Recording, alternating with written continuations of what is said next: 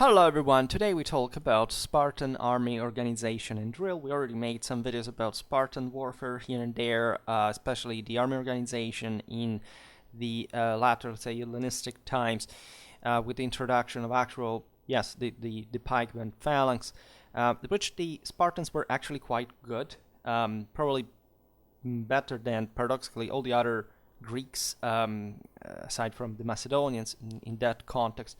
As you understand, I also made a video about the Battle of Pylos and Sphacteria, and others that I don't remember, but we never really talked too much in depth about the broader Spartan warfare that, per se, in a political and social sense, even before a military one, is actually the sap of the story. So nor this video is really going to be about that. I could make one soon if you're interested, and we will definitely keep talking about the Spartans, just to realize that over the years I didn't randomly, as you know, it's pure coincidence because I pick my topics with that same degree of randomness. We haven't talked about them. And while I admit that I don't like to engage too much in the most kind of popular topics because I don't root in that kind of broader hype about whatever is popularized from the wrong reasons, Spartan warfare objectively has an important primate that should be explained in a broader sense. It was essentially the first pervasive military culture in history, and that's why I should absolutely dedicate other videos to this. You know what the deal really was? The Spartans were fundamentally the only professionally trained elite, and I talk properly about the Spartans as such, right? So not the Perioikoi or the Helots, even less, as you understand.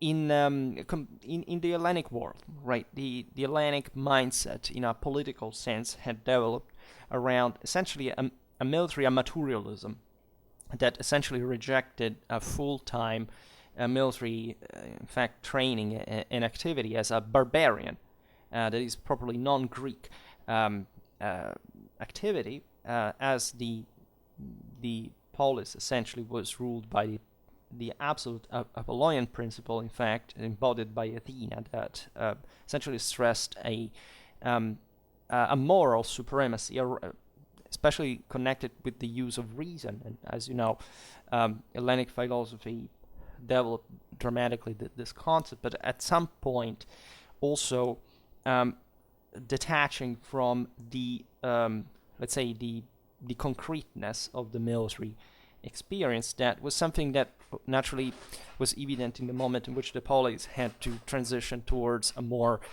professional type of war, especially the Peloponnesian War. But when Thucydides, for example, was essentially going towards the extreme, say, of calling pure reason and therefore intellectual superiority as the thing that is made in war, right? The concept is actually very religious. It fits the broader traditional culture ideal of the fact that the hero is fundamentally such because is mentally superior to the others. And this absolutely encompasses the concept of the primacy of moral forces, which is a Clausewitzian principle, etc.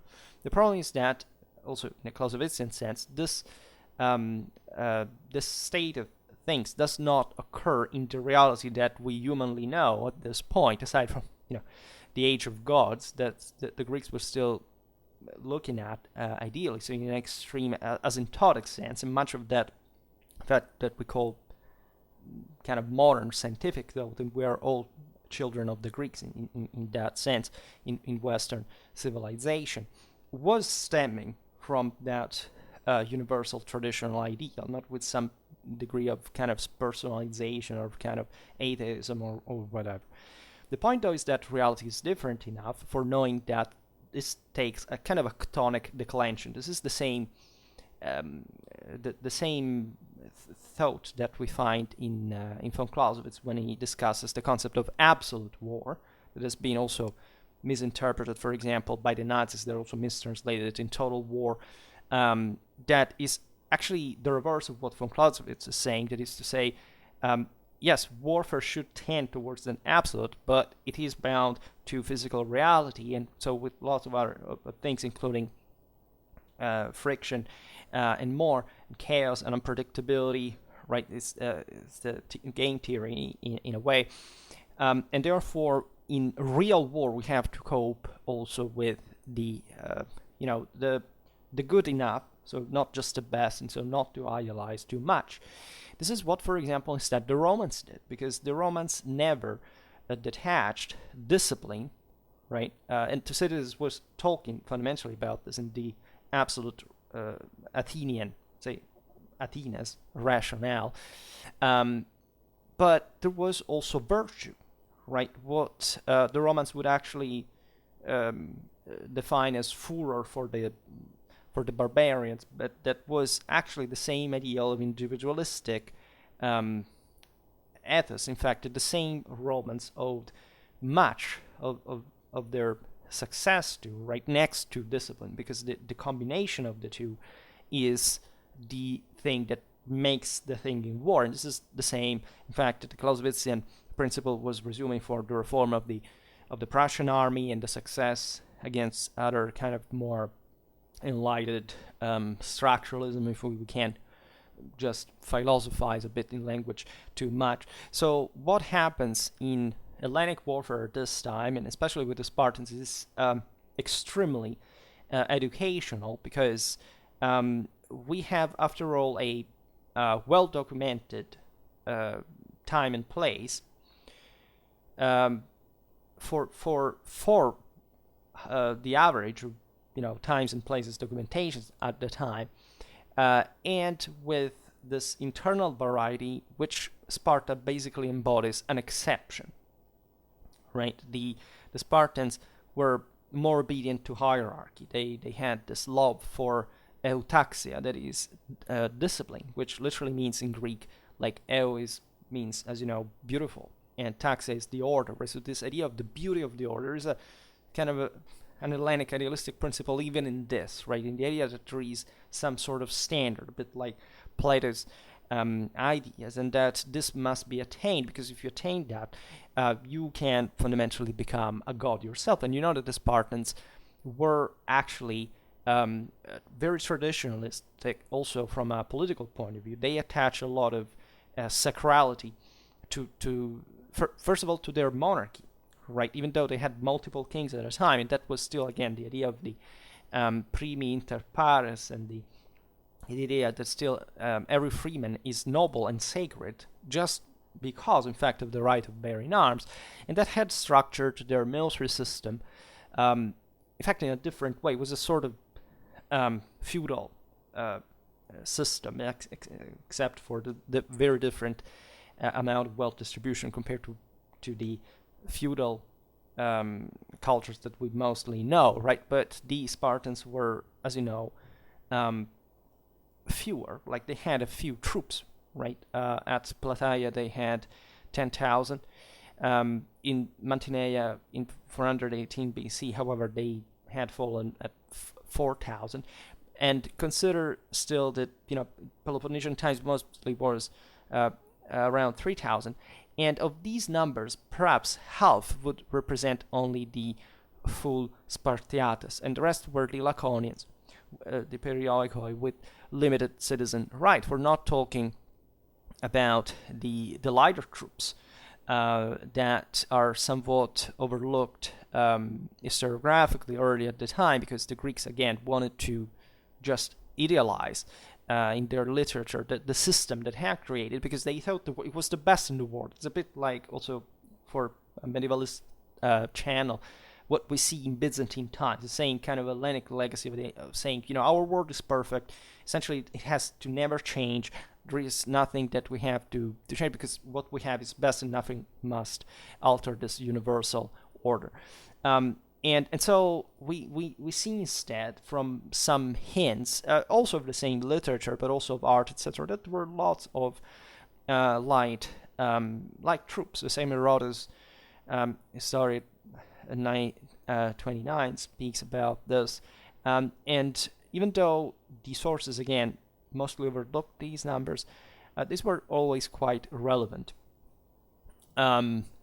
Thucydides confirms this, Xenophon confirms this. It's never inferior to the one of the hoplites, right? It's often double, triple. The Spartans at Plataea deploy a number of helots, so the slaves, or which also the Spartiates, as you know, viciously trained, but that were also partly treated well when Peloponnesian resources started, being very relevant. Considered they were limited in that Spartan system, as you understand, 7 times superior in that battle to the one of the hoplites, told by Herodotus 928.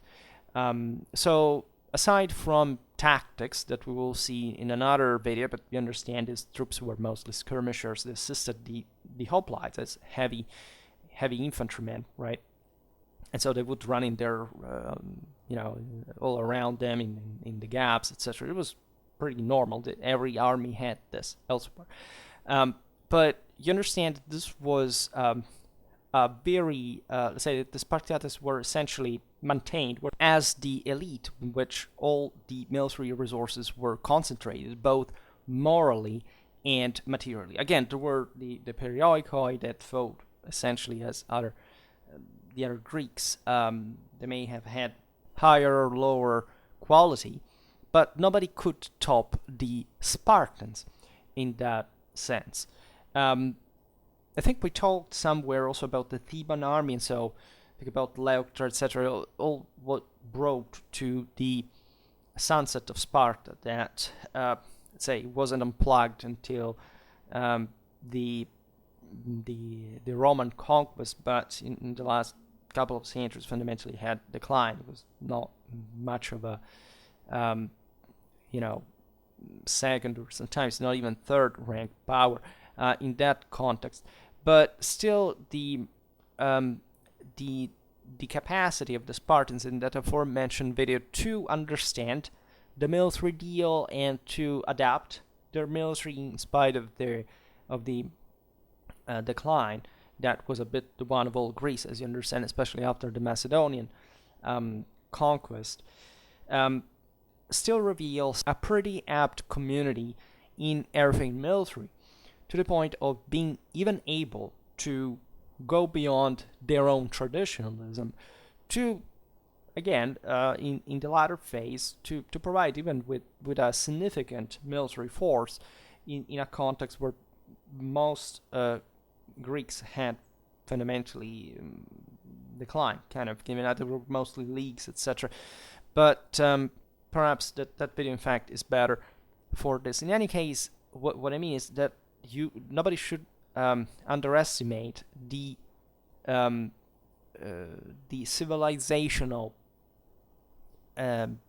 capacity of those who are habituated to make war effectively, right? Those that are habituated just to think coherently, to have a true military culture, and therefore that are very competent in terms of how to use their own military instrument, politically speaking, right? And this is the difference between civilization and barbarism. In many ways, there would be a lot to tell in this regard. In fact, in comparison with, in the specifics, let's say, with Hellenic polis, with including Sparta, with the rest of the world at the time. There is here we should compare, in fact, already the Spartan system within the Hellenic one in a broader sense, or comparing the both of them, for example, with the Achaemenid empire, with Macedonia, or even with Rome, right? Of course, we're talking about different times in history, different peoples, and of an art of war that was actually expanding. Right. When we see the Spartans, we don't have to think that they were actually, the most, performing or, developed a military culture around there. But it was a system that was investing dramatically in the quality of the military employment, and this does produce that civilizational sap that eventually helps the broader world, say, either by, not necessarily by direct imitation, because the Spartans there, as we will see now, were superior to the other Greeks essentially just because they trained more, right? And also in their maneuvers, etc. They, in a sense, the world had still to learn some specific sophistications. But I mean, if you look at the Achaemenid Empire, I mean, that was a dramatically more advanced military culture in the first place, and fundamentally wouldn't be surpassed conceptually until Macedonian times, right? So what the Greeks were doing, of course, is, as von Clausewitz says, declined in the in the reality of the world and the specific polities and their society and their location, and so there's no absolute comparison. It's just not because there is a military outcome that is exemplificative of the clash between two broader forces. And people are very confused about this today because, of course, whenever their side loses, they must shout that it's not fair, it's bullshit, right? Especially in a world like today. If you are crap, militarily speaking, today, it's because you're a culturally underdeveloped country, and there is no way around that. At the time, the world was much more directly involved, probably in the concept of war and in the necessity of using war, even as a raison d'être, which was essentially the pretty let's say natural and consequential in fact the reality and necessity of many peoples that, especially in tribal cultures, could not but just fight all the time. And in this sense, an individual, I don't know, Scythian or Celt, whatever, was of course superior to a Spartan hoplite. The point, of course, is that civilization stands in collective training, and that's where the Spartans mastered their own asses and other people's asses on the battlefield to prove what it means, the superiority of a civilization. It may seem little steps because, again, what the Spartan drill eventually, as we'll see now, entails is just things like passing from directly from column to line formation, counter marches, right? So the same thing that I don't know, the Romans carried out ever since the manipular reforms. So eventually the standard for any in fact civilly developed power in history that doesn't just come like a rabble of troops on the battlefield. And that, again, most peoples at the time didn't fight like that anymore. At least the Spartans here are somewhat, say, Hellenic warfare is somewhat precocious because, again, it invests, paradoxically, even in the most amatorial city-states, military-wise, in that kind of somewhat quality, right? It's obvious that the Hellenic hoplite per se, just the political formations, were on average heavier, say, than the Achaemenid ones, right? But this doesn't mean, for example, that the Achaemenid didn't compensate with that with combined arms, with quite, refined maneuvering capacity, etc. That was, again, surely not inferior to what the hoplites did on the battlefields, because their maneuvers, their tactics were quite simple, right? Nothing in that collective scale comparable with the Achaemenid warfare, and this is deeply misunderstood.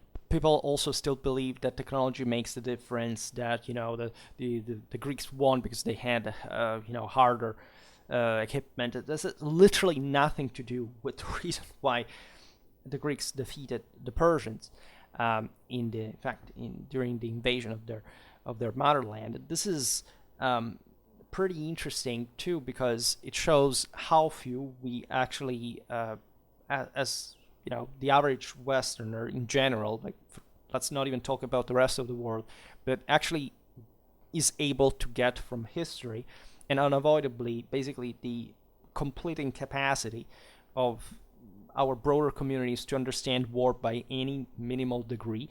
But that's also why I make these videos, and I realize that I sound kind of grumpy and arrogant, but it is the reality as it essentially unveils herself every day, ever more. Basically, anything that I see beyond even the same warfare, and that's why it makes me feel like I need to talk more about this. Um, just to make an example regarding what we mean by this Spartan superiority over the rest of the Greeks, also to spend a word about the latter in general, right? The Spartans, since the age of 7, were subject to the observance of a specific military educational model known as, famously enough, as the agoge, while to the outer Hellenic hoplites was fundamentally not required a particular training, right? Some of these things are often misunderstood. For example, when you point out that there were some war dances that are actually common among every people, even the very, very primitive ones, and that obviously have to do with this kind of broader, mental, primarily, and physical aptness to war. And then, naturally, when there is a broader civilizational advancement, this starts taking the form of more ritualized festivals, battle simulations, things like this, even in a militia, amatorial, and professional way. The Greeks probably had something like this. There are naturally, especially the colonies outside of Greece herself, were, as you know, much more precociously militarized. They basically stopped fighting immediately, as they were used to do in Hellas.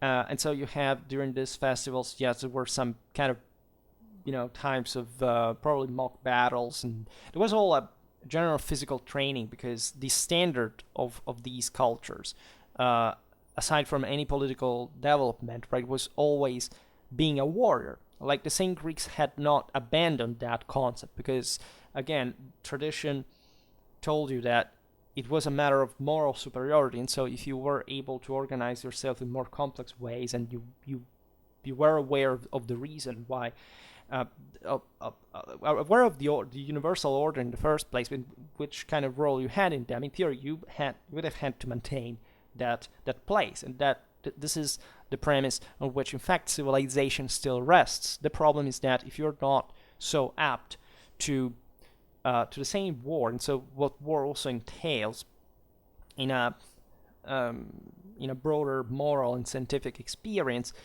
you can hardly maintain that capacity. As we were saying before, just you also have to be able to make war well, because just getting massacred is not, in fact, is the proof that you're not capable of, you're not civilizationally capable in the first place. The point, thus, is a very specific balance and equilibrium that naturally the Greeks saw, especially during the Persian wars, of having, properly crowning their political culture and so on. But these various dances and other activities, etc., are nothing comparable to what the Spartans underwent. Right, there was continuous training. Right, the warfare, given the nature of operations, also the suspension of the act of war, because you don't literally fight all the time. You're in a war where most of the times you just sit there waiting for a clash, was actually a moment of rest compared to peacetime. And this tells you what properly their mentality was. This is also what echoes Flavius Josephus regarding the Roman legions, said, for them, battles were just trainings in which they spilled a bit of blood, right? And of course, the Romans were something much more advanced, and as we were saying before, much more traumatically brutal than anything that the Greece of the first centuries had produced, even among the Spartans, right?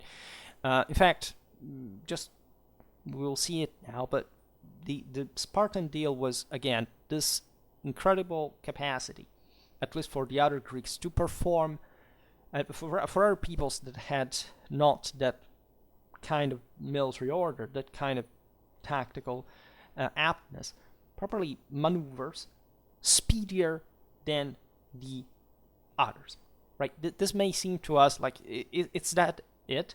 Yeah, that's basically it. Like, if you wonder what Spartan military superiority actually consisted in on the battlefield. It's exclusively this. Like, they were identical to other hoplites in everything, and especially from a material point of view. Yes, there are some slight differences even in there, but don't think exactly in favor of a heavier, more complex Spartan way of war, because they counted more on the collective training. And so even in the individual one was there, because, for example, the Spartans were the only Hellenic people to train their soldiers for sword fight, which we know at the Battle of Thermopylae, for example, when all the spears were broken, they passed to the swords. It was something like, at the time, more long knives, like 30 centimeters longer than swords. Eventually, in late Hellenic times, they would reach double size, sometimes even something very similar to the gladius later on. This, because the system had professionalized, individualized, brought in also other peoples who fought actually with a much higher individual training that any Greek, Spartan included, had ever seen. Again, from an individual point of view, an Italic, a Dacian, whatever, had a radically superior individual training compared to a Spartan. It's just that for most of their times, the Romans managed to fill and even surpass that gap, but they didn't have enough collective training. And the reason being, of course, that their political and social systems, up to a certain point, didn't have the resources to invest in this training. And that's the same reason why, before I was stressing that the Spartans were just the Spartiates were this elite, lording over a much larger population, that in order even just to keep subject to them, they had to systemically brutalize, as you pretty well know, right? The agoge included, at least in the most advanced ways, etc., this very clear idea that those who could not defend themselves essentially deserved it, right? And they were inferior, and that's the reason why they were slaves, and that's the helots. And so it was normal for a Spartan, aside from being somewhat brutalized in the same campaigns by the same companions. There was a lot of, as you know, pederasty. It was this kind of initiation. It wasn't. It was somewhat normal at the time. This is present also in among the barbarian peoples, etc. We know that there was actually much worse, because again, they had to compensate for much lower civilizational capacity. They could not properly substantiate on the battlefield, so they had to increasingly pressure and select, literally by killing the weaker ones in ways that, again, we can't barely understand. It's very famous that Spartans exposed their weaker children. They abandoned it on the mountains close to their city. It's just like the Romans that literally threw them off rocks, at least in the early days. So this was completely normal. And the reason being that, of course, these warlike peoples had to produce warriors, right? And they also selected women, for example, that fought in Sparta as well, in this kind of wrestling activities, because they had to be a tough enough breed to generate other true beefy Spartan warriors that, again, mostly, however, had their physical fitness is very important in warfare, because you have just to be there, right? It's not, again, you don't have to be a bodybuilder or anything. You have to be fit, robust. That's it, right? And you have to undergo this exhausting training all your lifelong. Of course, even training is not repeated ad nauseum, especially the most psychological one, because it can exhaust you at some point, and you don't want to burn out all your existential energies, because literally, you have some just couple of tens of days for good combat in your life. After all, you're spent, and even if you're a veteran, you don't work on a battlefield anymore. You're just good at training others that have to go in the meat grinder. But as we were saying, the entire point was that these men were to perform these battle maneuvers constantly, so that they would essentially fluidify and be able to carry them out much faster than their opponents. And this was very successful, and the Spartans were widely admired exactly for this. Lining up, maintaining the formation order, changing front, functionally. These are all things that require specific training and specific practice, for which the Spartan system devolved all these resources, right? So, again, an elite that drew its moral superiority from this actual constant exposure to mild violence. I mean, every once in a while you kill, you rape someone of those helots, and that's it. Just for then you go under arms, and you're also abused, and you are, mentally and physically abused to the point that you stop, as a killing machine, to think anything that doesn't have to do with killing people, which is the specific need that we have to have an armed force, and you just do it. And so on the battlefield, you essentially already know what to do. You're not impressed by anything. You already know how to move. It becomes mechanic, instinctive. And that's how you create a soldier, and not just a random guy, just like in the other Atlantic city-states that went at war for a limited amount of time, just in between his craft activities, and just wouldn't invest anything else in warfare, right? Unfortunately for them, on the battlefield, this meant being ass-kicked by somebody that instead had that degree of capacity. And again, this was mostly about timing. And this happens very often in warfare. Like the superior military culture picked the Romans, picked the Napoleonic, the French Revolutionary armies. What did they have from their side? In many ways, they had this radically superior training for which they just marched faster, passed from column to line formation faster, changed front faster, knew and maintained formation much better, right? And this derived, again, from, it's not just a random formula that you can apply to any system. It can be applied only to systems that maintain some degree of at least semi-professionalism, because even regarding the Spartans, we don't have to think that they would receive much more than an NCO training compared to the ones we have today, right? But that still was a big deal for communities like the ones of the time that were somewhat, pre-industrial system fragile, exposed. They had a few surplus, right? And therefore you could have not had a Spartan army if you didn't have a Spartan community, where again there is this ultra elite of actually few people, and this, bear in mind, presented political and strategic problems, because there was the threat of rebellions in the Peloponnese. You can't just you have invested a lot in every single one of these men, so if they die also in battle, they have a much greater impact on your internal system. So it was, again, not a magic formula, and it had a cost, right? You can put in the fore the idea of that these people were driven by this unspoiled kind of Dorian cultural superiority from the Indo-European migration times and all these things.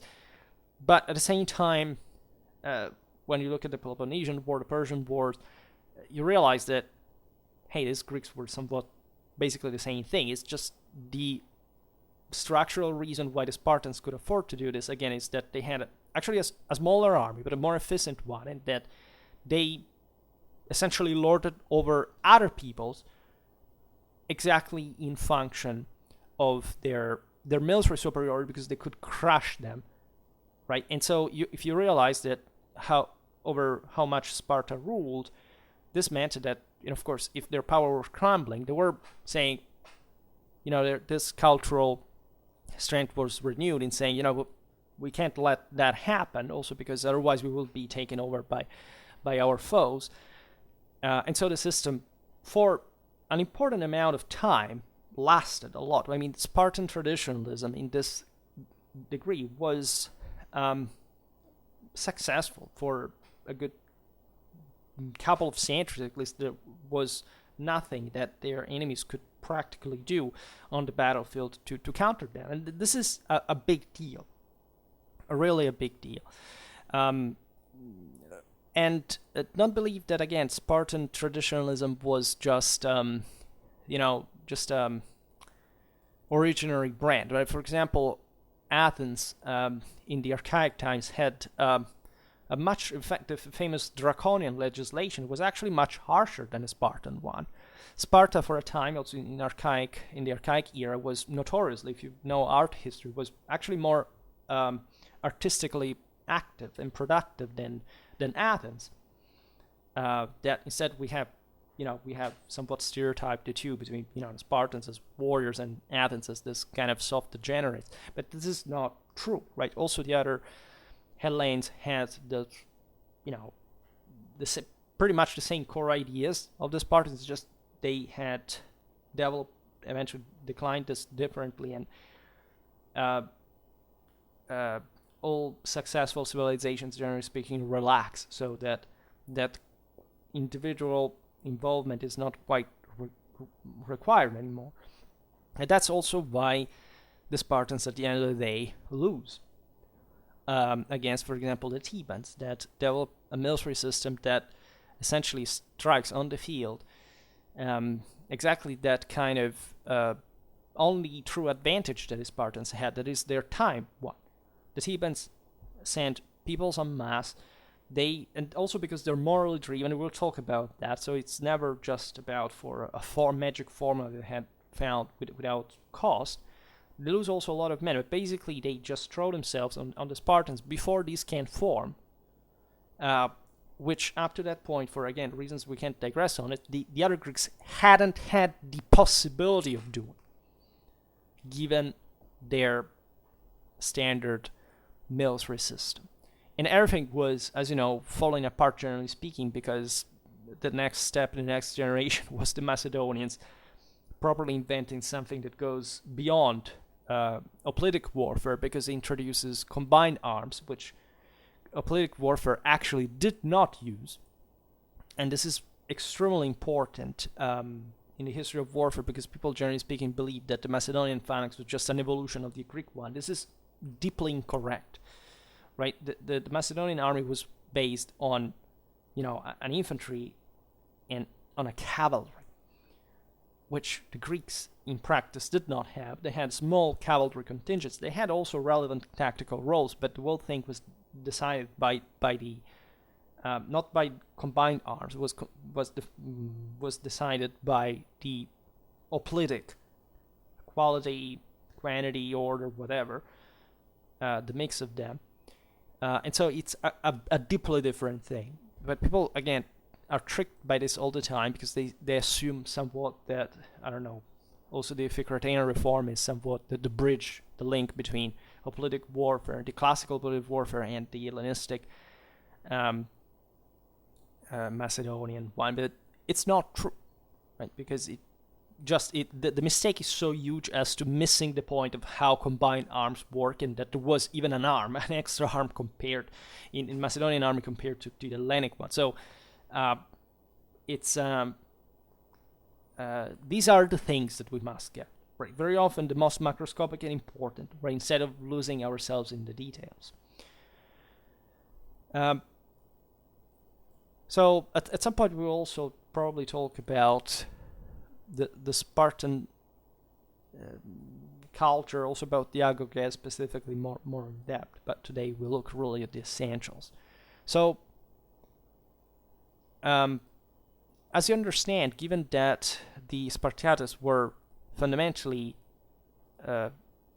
always in arms, they represented the only force in Greece approaching what we may think a standing army, right? The difference with the modern ones is that essentially these men were involved in warfare, but they were, because they, just like in a tribe, they were expected in general in a normal life that also included war, right? And this is true like for everyone, but there were, as I was saying before, in tribal cultures, peoples that thought much themselves as permanent warriors than a Spartan was, right? Again, so most of the Spartan mythology derives in comparison with the Hellenic one, not much with other aspects of the rest of other military cultures, from the most advanced, such as the Achaemenid one, to the least developed. So, in other words, these men were always available for war, right? That didn't necessarily have to happen all the time. Like in peacetime, they would, again, live in this kind of brutal way, terrorizing the Helots and having fun like that. But in practice, of course, also their military involvement was dictated by other logics. And in any case, the aforementioned system is the one that had brought the tactical development of the same hoplite phalanx as we know it conceptually to its highest degree. The Spartans didn't invent the phalanx.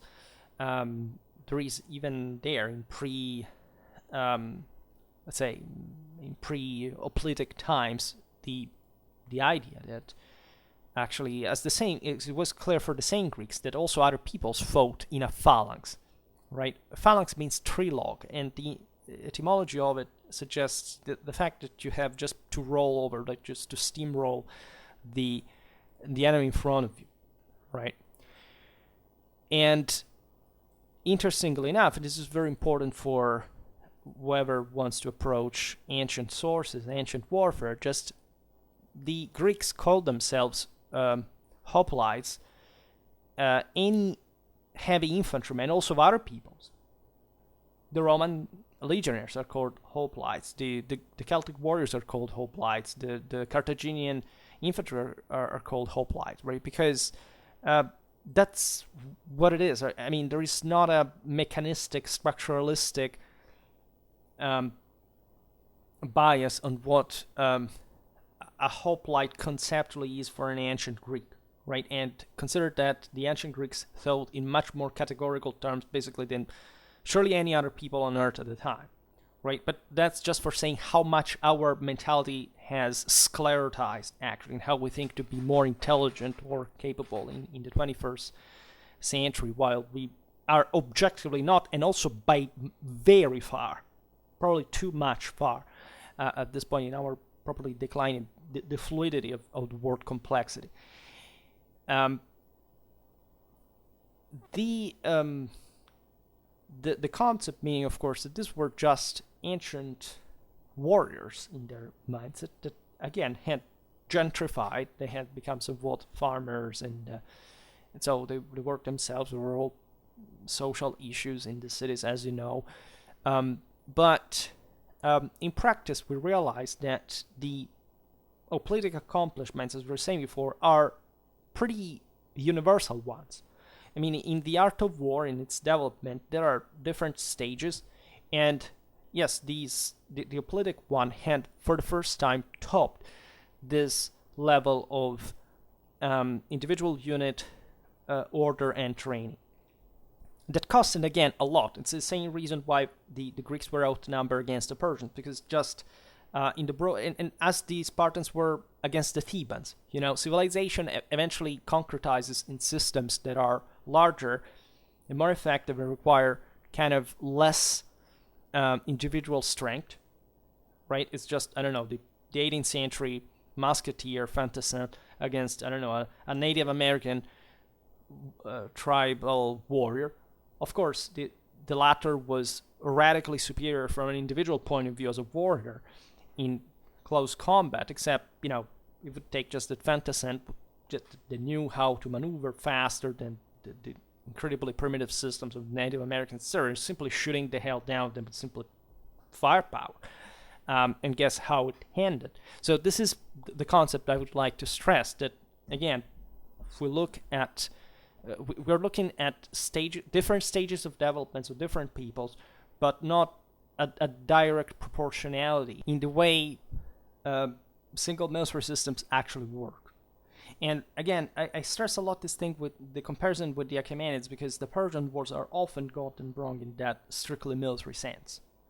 An Iranian mountaineer, again, had much greater individual training than an Hellenic hoplite, right? And also, the Achaemenid army as such had a much greater collective training than the Hellenic one. Still, you can lose. Just in case you don't realize it, in warfare, you're not meant to deterministically, teleologically win just because you are the superior military culture. That has literally nothing to do with the absolute effectiveness of your military system. That has to do with how this is politically declined and what society behind that works, right? You can't say that, I don't know, the United States are inferior military culture to the Vietnamese in the 1960s or the 1970s. You have to realize that the United States and other countries, whatever, were framed in a context that brought to that specific reality to decide the Americans to pull out of there, right? It's just like saying, I don't know, the Romans and Scotland or whatever. That's politics. That's not war, right? War is an instrument of politics, and so depending on what politics does, war takes a certain shape, and this is also intertwined with society and how much it can sustain. But again, when we talk about single military developments, we cannot in that sense deny such a thing like that the Persian army was way more advanced than the Hellenic one. But this doesn't mean, however, that these systems politically and collectively, as in fact leagues of, and at the end of the day it was just Athens and Sparta, basically the Achaemenids had taken over the rest of Greece, couldn't make effective leverage in that operational theater to make that extraordinary Persian expeditions fail, right? And also, there are some successes that the Persians are scoring elsewhere in the empire, and that also weren't particularly affected, or even if they had emerged because exactly of the Hellenic victories, they were put down, famously enough, also by the same Xerxes. Later on, think about Egypt and so on. In any case, also individual quality matters in war, and this is exactly what eventually brings the Romans, for example, to take over the Hellenic system, right? The cities that could extremize the absolute meaning of rationality and discipline without considering that actually the warrior ethos was still necessary, right? And that's where the Greeks had somewhat, at least in theory, gone astray, because eventually their military was still, effective. It's just their entire culture had shifted towards the intellectual ideal rather than the practical way things were done. So that lack of aptness to warfare of the average Greek was exceptionally countered only by the Spartans once, and also that system declined from within the same Hellenic system, and because other systems took over the Hellenic one. So you understand how complex it is, and how you cannot simply, let's solve the thing through simple universal lines. Yes, you can, because the universal lines exist, but eventually how they are going to be declined in practice is influenced by various factors that are universal, but that do not happen in the same order at the same time, right? And that cannot be predicted, again, because these are incredibly unstable systems after all, right? Everything political is unstable, as moral forces are, and that's why in warfare those are really the ones that count. So the actual size and composition of the Spartan army varied from period to period, as we've seen before. The time of Plataea, we're seeing even 10,000. Then things go down consistently. Mantinea 4,000, the Peloponnesians were around 3,000, right? There is an optimal employment size dictated by, again, the political and social conditions, and also the strategic theaters, again, but Sparta could not field large amount of Spartacus exactly because she didn't have them, right? And she had invested in their quality as opposed to their quantity. In any case, from land, Peloponnesus was not accessible, right? And this was a big deal, as much as, however, the Spartans, as you know, suffer of having limited naval resources, at least compared to Athens. And so that's how the thing unfolds. Some basic organization can be discerned in spite of the relatively scanty evidence. So the actual smallest formed unit was the so-called enomotia, which varied in size, but probably averaged about 30 men. This was the basic tactical unit. It could assume various frontages and depths as might be required. A greater depth of the column had evidently the effect of augmenting the initial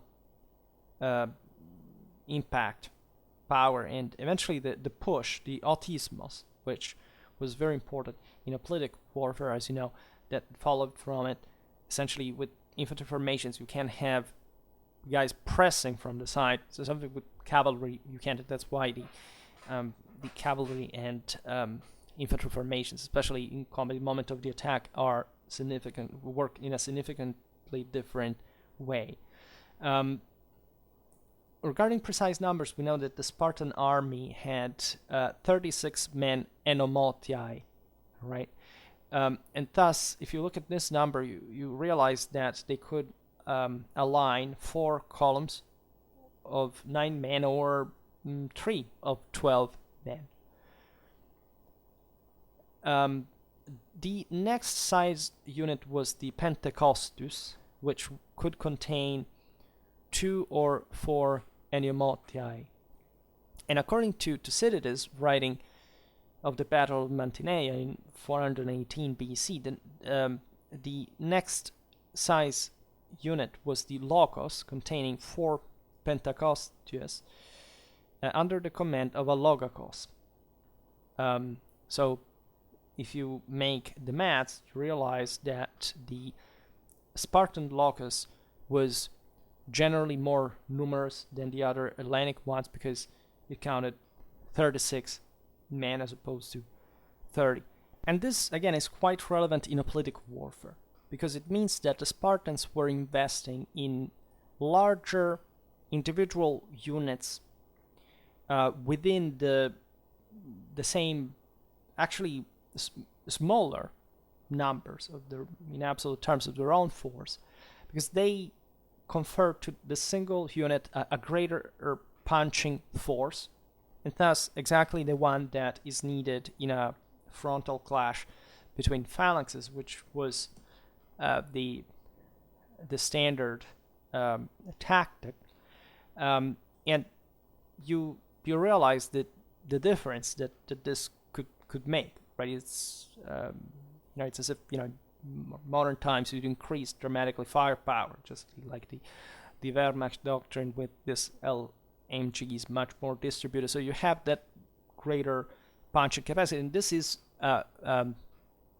naturally possible because you have better trained units that, albeit more numerous, are still somewhat maneuverable as the enemy ones in proportion. So you had more push, even though more or less you had, first of all, this greater capacity of lining up for battle and so on. But when they did, and they advanced in that way, they also had more punch compared to the to the enemy ones because they were deeper. Again, this may seem strange because you say, but you're spending more troops actually in a relative terms. Always remember that in absolute terms the Spartans were less, but that we're counting on the as it was normally in a political warfare, on that kind of frontal break to get it over with, and that's how in fact they succeeded in that regard. We should open a parenthesis regarding also things like flank attacks or the possibility of being outflanked and so on. Normally, in fact, the Hellenic units didn't do this, right? But it was possible for the Spartans to actually march faster, more orderly, more effectively than the enemy. So they had an edge also against this kind of surprises that could happen. I say, and not in the broader array, but if some reinforcements were joining from other directions and so on, it was also a matter of time, as you understand. But the unity of the phalanx also in the approach towards the enemy was crucial, because you may have not had the time, and so you had to, say, approach the enemy at greater pace, so without sometimes being properly lined up for battle and then lining up only a certain point. This also took a lot of resources that the Spartans were able to manage much more effectively than the enemy. So they really got it as a very tough, practically unbreakable system, which is at the end of the day what dictates the same strategy as the Peloponnesian War. It was useless for Athens, that even having more hoplites in general to give battle to the Spartans in open field, because it would have been just a bloodbath, right? Naturally, every situation is different, so everything can happen. There are instances where the ties are reversed, but let's say this was the general standard for the time being. We know from Xenophon that the locus has only two, Spartan locus has only two Pentecostias, and 4 loci are present instead in a mora, which is a larger formation. What Thucydides calls a locus and Xenophon a mora, which you understand because there is a missing ring in the chain if you consider Thucydides organic compared to Xenophon one. So there is an equivalence between Thucydides locus and Xenophon's mora, right? Because the numbers agree. It's the name that doesn't. This is somewhat normal. We've seen it very often, especially in the videos about modern warfare, where you have some units that should be one side, but are so and so other groupings of them are created at a higher level, but very often these are so understrength that they're even less numerous than the original units were to make it up. So this surely existed by some degree also in ancient times. We've seen it somewhat recently in that video about the Ptolemaic army organization. And for ancient Greece, say classical Greece, we're well informed at the point of realizing again that this was the same unit, and that just in this kind of theoretical Hellenic literary descriptions you have this mathematical, just the name of the unit that changes, but in that organic hierarchy the same thing. This unit is something about 500, 600 hoplites. It seems to have been recruited, by the way, on a territorial basis. So this is a battalion, and it has significant tactical autonomy. It seems to have been recruited on a territorial basis, which increases its esprit de corps too.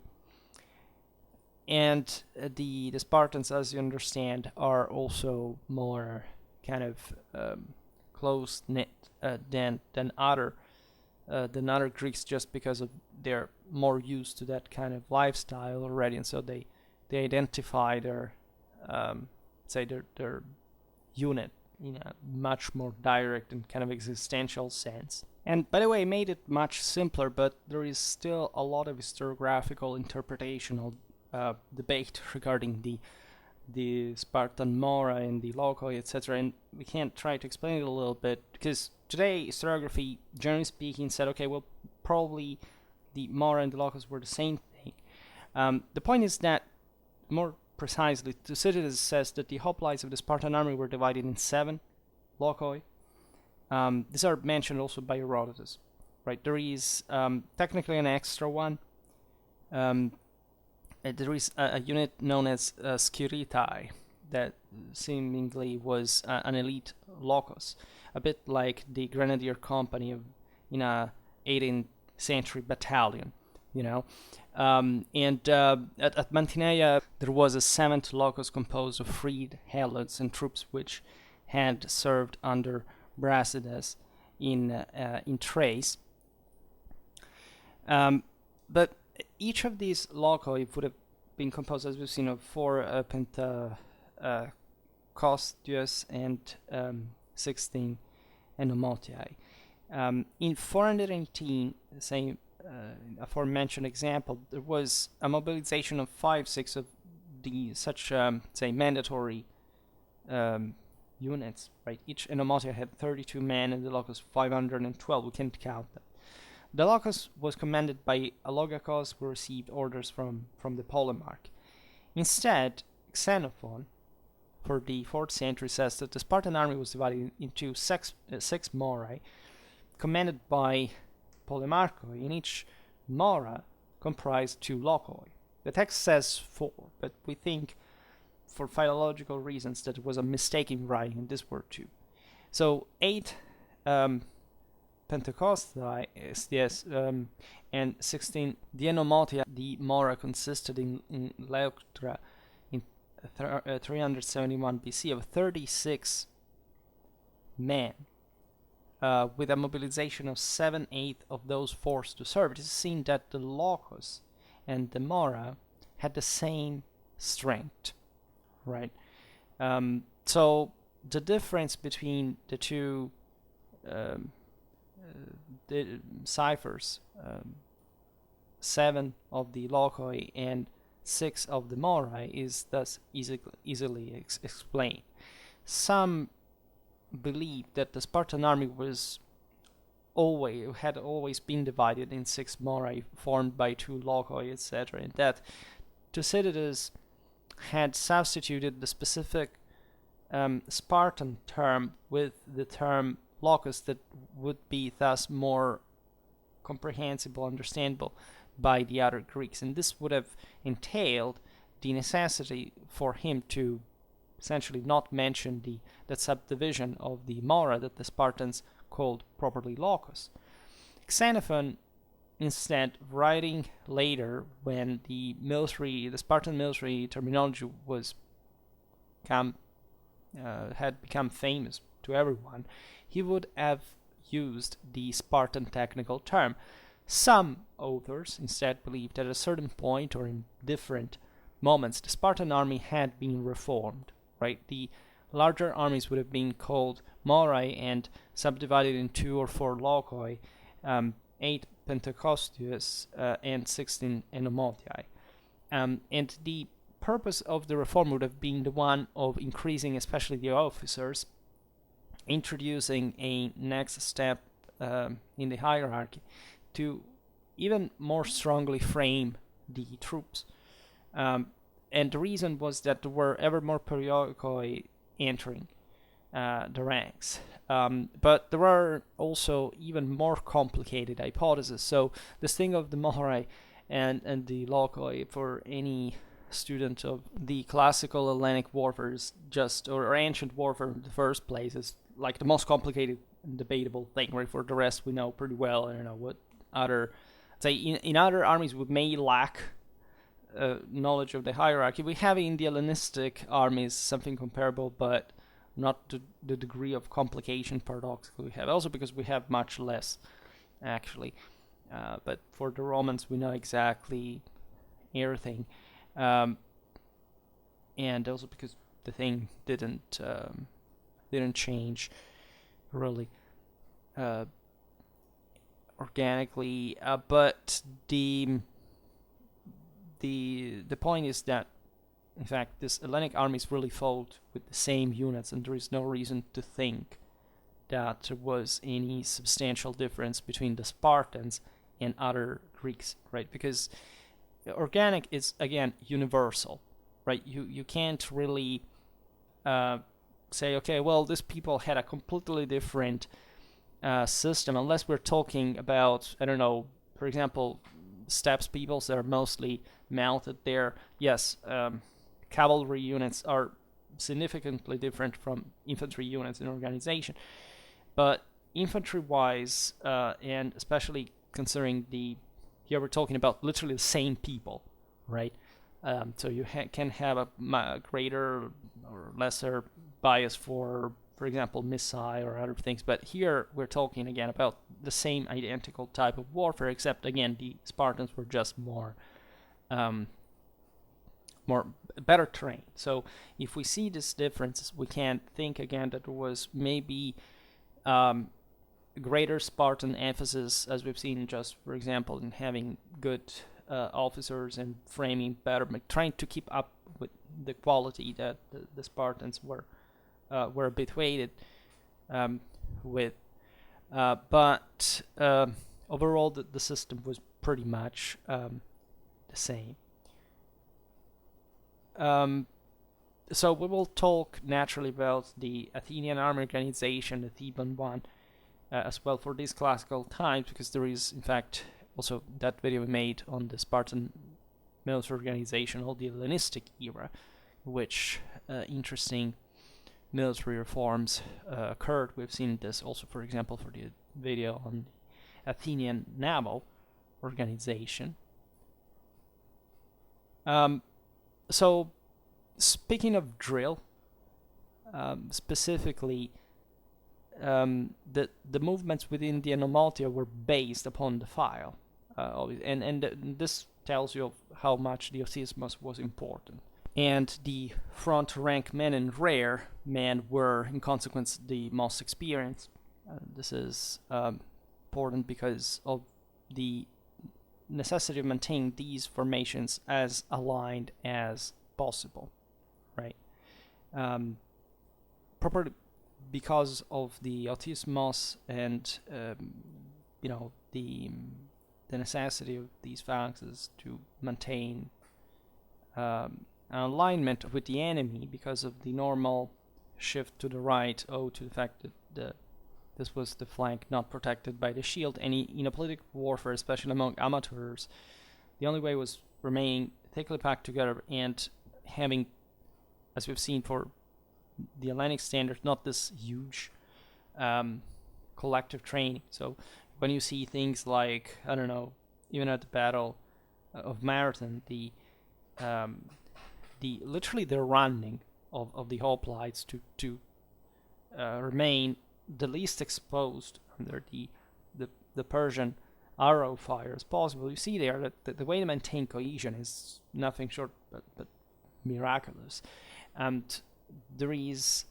thus an incredible need to have, of course, men also on the right. And you know that Hellenic formations eventually, when cavalry comes around, are shifted in favor of the right, whereas other peoples were much more frontally and easily frontally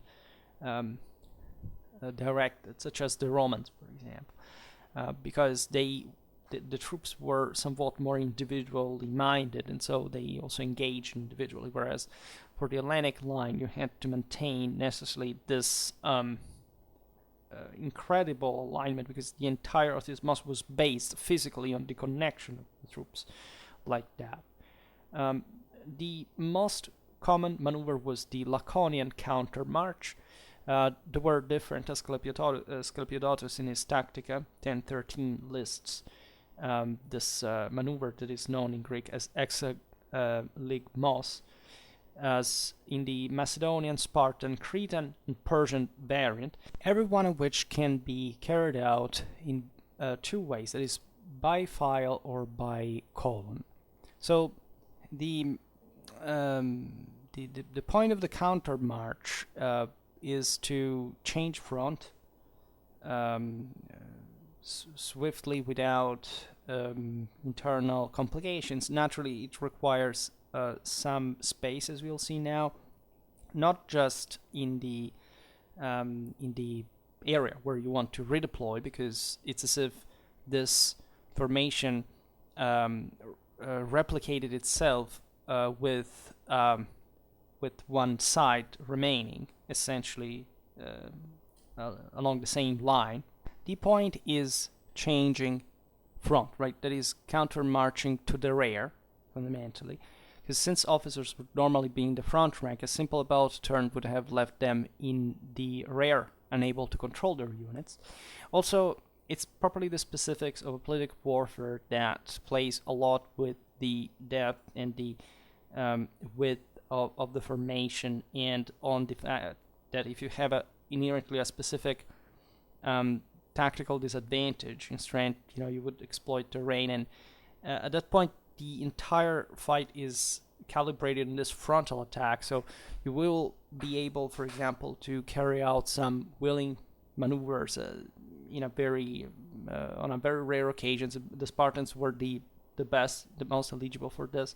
As we were saying before, there could be units arriving from another direction by surprise, but the main effort is always front, right? You don't want normally to be in the condition of not providing to your main battle line properly the necessary element to push enough against the enemy, and the enemy will essentially try to, at that point, to outflank you as well if there is something that you are taking away from that formation and it's not deployed in extended enough front. So all drill movements are initiated by the troops in the front, right? So the remaining soldiers merely had to follow the man in front. What the counter march fundamentally consists in is that these, in fact, file openers will the entire formation will change front, right? Say on the right, ensuring that you have enough internal room of maneuver, because men in the formation do not occupy the same length in width and in depth. So this front changing that is not functional to fighting again on the flank, because you basically mess up all the internal formation, and also the soldiers will not have the same points of reference, because they're habituated to follow the guy in the front.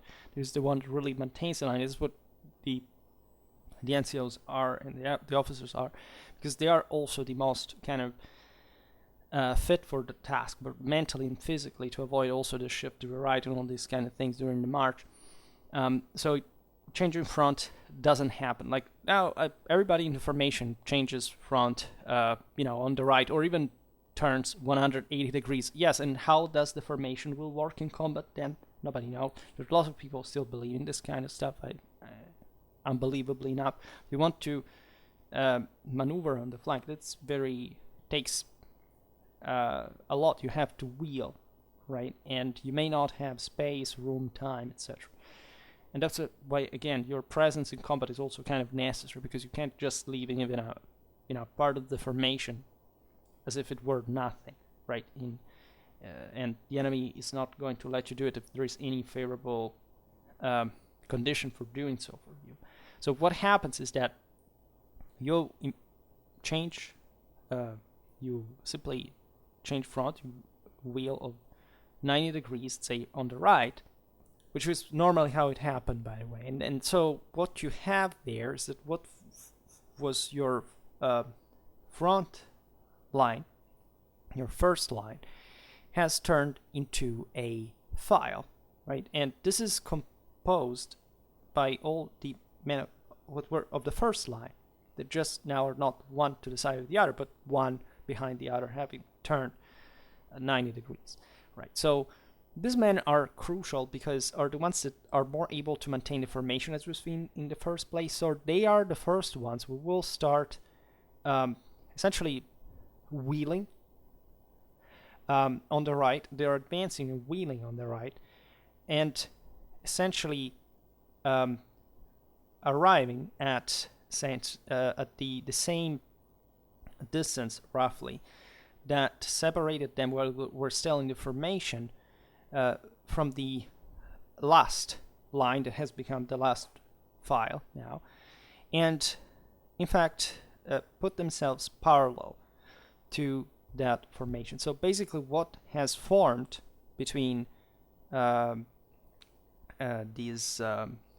this single file now and the ones above is the same space minus one line that is their own that made up the depth of the original formation. So all the outer files start doing the same thing, and as you understand, if you descend in this system, the last file, which is also made up by the least effective man, will have just a wheelabelt basically just next to itself, because that's what they have to do. It's as if you have a filing line, and you imagine just to wheel to shift, I don't know, right 1 meter compared to where the file was and remaining there.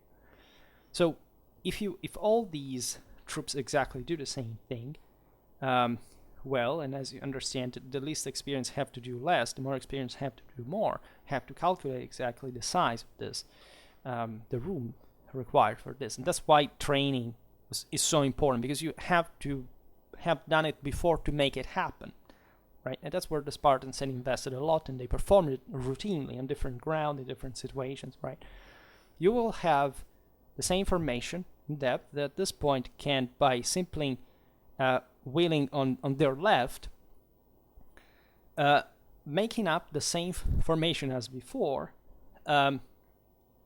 with a inverted front, and therefore having successfully countermarched, right? And all this essentially having redeployed their formation from the side of the direction where they have to eventually, in this case, direct themselves, retreating in a sense if the enemy has been in the front. Now, this worked mostly for these kind of situations, that is getting as quickly as possible out of trouble most of the times.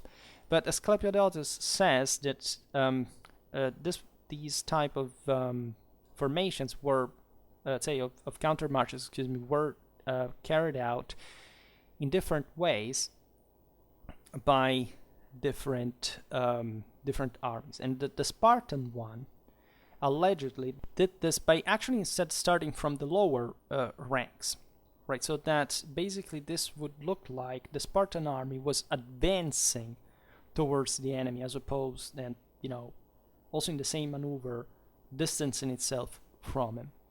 And I don't know, as Asclepiodotus is a later source, so this may be just some kind of, because there are various ethnicities, they do it differently. Says the Cretans, the Macedonians did it by retreating it, apparently, right? The Cretans by remaining in the same formation, because there are ways and ways to do this, even internally, right? With the rows intersecting themselves during the march. This is still done in the army, in fact, by shifting relatively your position. Apparently, the Spartans would do this because since their hoplites had greater training, they could count even on the kind of less experienced, rare ranks, and so in successfully being the ones leading this countermarch, setting the extreme limit of what would have become the rear of the formation, and given the measure for all in the space, in fact, for the formation to fill it, with as you understand, the officer lines remaining pretty much where they were in the formation. So this may be the reason, but I don't think there is any evidence for suggesting this, and actually it's likely that the Spartan army carried this out also more normally like the others, at least the most functional one, especially in situations of danger, say, is the one that I described. It would be the Macedonian one. But according to Asclepiodotus. But again, we don't have the degree of information for which we are informed exactly how this happened, and where there were this kind of ethnic biases, and or even if there had been, if they actually ever corresponded to their ethnic reference, and simply why couldn't have they been used by all the other armies at the same time, given also we're talking about Macedonians, Cretans, Spartans, etc. In any case, again, the Spartans were in Greece the ones who carried this out the best, right, and were thus much more effective. The countermarch naturally required some necessary spaces. In any case, the Spartans were the ones that could essentially deploy against any enemy in whichever emergency. Right, this was their prerogative. They were faster and habituated to cope with enemies that could even come from unexpected directions. Right, to redeploy exactly in the best way. And this again is the enormous, the testament to the Spartan training. We've seen it even in conditions of, let's say, literal surrounding by lighter troops that would skirmish, etc., at the Battle of Sphacteria, for example. So they're commonly say, well, the Spartans were, because eventually they surrendered, they were defeated. But the phalanx was not actually broken in combat. It was depleted, but it maintained formation. The skirmishers alone didn't make it to take out the whole phalanx, even though there were some troops that also engaged in hand-to-hand combat. The Spartans had also some troops that were deputed to run against this kind of harassers. But naturally, already during the Peloponnesian War, lots of things had changed, were keeping to change. The Spartans, as we were saying before, were also the only hoplites who were properly trained for sword fighting. In Plautus Lachetus, there is an animated discussion between the two strategists, Nicias and Lachetus, in fact, and the latter doesn't hesitate to call those who practice the use of such weapons vile, right? So the idea was that, true men in true political systems fight only based on the collective order, and in this the Spartans were credited with the top capacities, but in theory they should have not engaged. Nobody should have engaged into hand-to-hand combat, because that's barbaric. That's not the entirety of the great polis and the meta universal concept that lays behind that. It's vile, right? What's the point of standing your ground individually if your city has been destroyed, right? This is what the Greeks had somewhat forgotten about, what it means to fight in contexts that go beyond this habitual, say, a bit ritualized type of warfare that, of course, even in Apolitic times, really wasn't in the way we imagined, but surely was something very different from the rest of the world, right? And this was, in fact, the point in the Peloponnesian War, the spread of peltasts, of mercenary troops, and so on, that put in crisis even the Apolitic fighting, because, to take out a Spartan just takes a dirty peltast, right? You don't have to call in to merit anyone else. It just takes for them to be, say, crossing a mountain pass, and so individually, because it's impossible to keep the phalanx intact in that crossing, and so you can create a great problem. But also in open field, if you have troops that again have that adequate collective train. That's what the Macedonians bring eventually on the table. So all in all, what you realize here is that we're talking about very specific types of warfare. As specific really was Hellenic culture at the time, and so for all the reasons that we know better, especially in the West, and we can see,